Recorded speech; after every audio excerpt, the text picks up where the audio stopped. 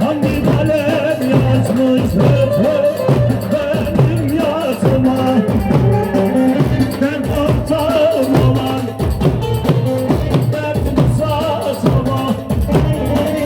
Çalamıyorum sen çalmıyorsun. Sen çalmıyorsun.